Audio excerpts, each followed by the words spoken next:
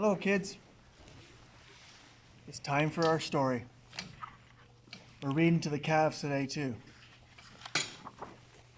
Sugar Snow by Laura Ingalls Wilder.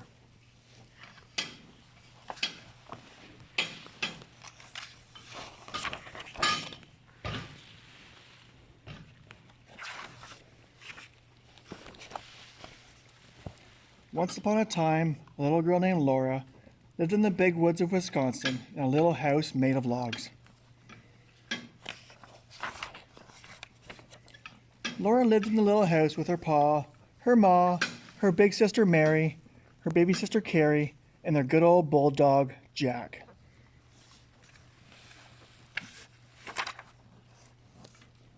Spring was coming to the big woods. For days the sun shone and the weather was warm.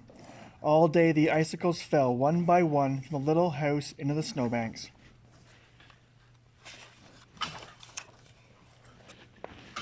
Then one day, Laura saw a patch of ground showing through the snow.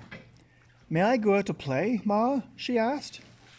"You may tomorrow," Ma promised.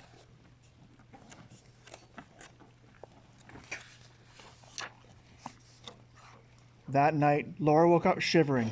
Her nose was icy cold. Ma tucked another quilt around her. "Snuggle close to Mary," Ma said, "and you'll get warm."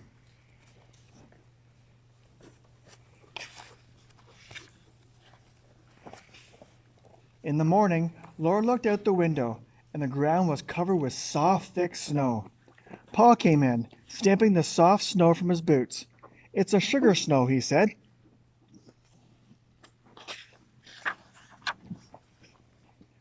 Laura quickly tasted a snowflake from Pa's sleeve, but didn't taste like sugar at all.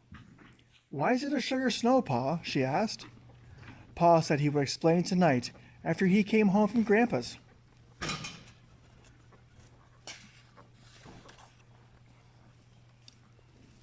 It was late when Pa came home that night.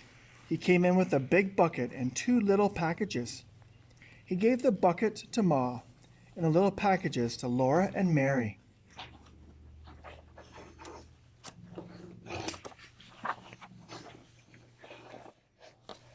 The bucket was full of dark brown maple syrup. When Laura opened her little package, she found a little hard brown cake with beautifully crinkled edges. Laura bit off one little crinkle, and it was sweet. "It's maple sugar," said Pa.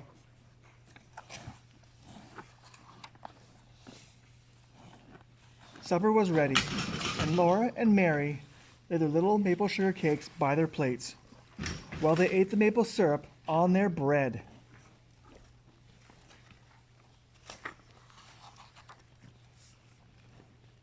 After supper, Pa took them on his knees as he sat by the fire and told them about his day at Grandpa's in the sugar snow.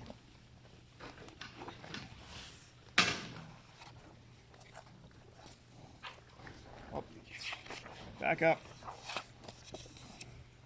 All winter, Pa said, Grandpa had been making wooden buckets for the maple syrup.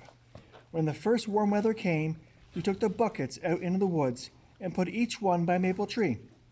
Then he drilled a small hole in the tree so that the sap could run out.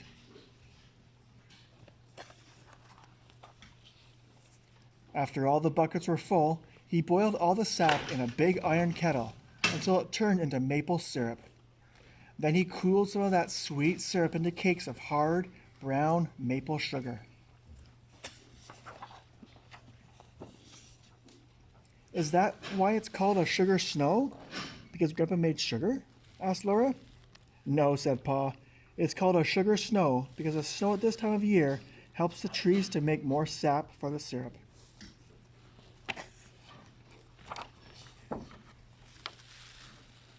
Then it was time for bed. By the time Laura and Mary had washed their sticky fingers and were snuggled in their beds, Pa and his fiddle were both singing them off to sleep. The end. So now we'll take a little trip over to the fire and we're going to check on our maple sap and sugar process. Okay, so we're at the fire. Our sap is here on the grill. It's evaporating away. I'm going to put a few pieces of wood in here because the wood's getting low.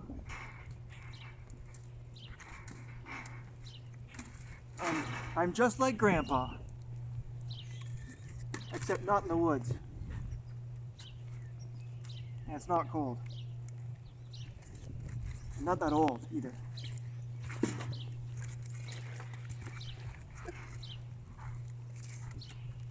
Okay, so I happen to have a spoon in my pocket.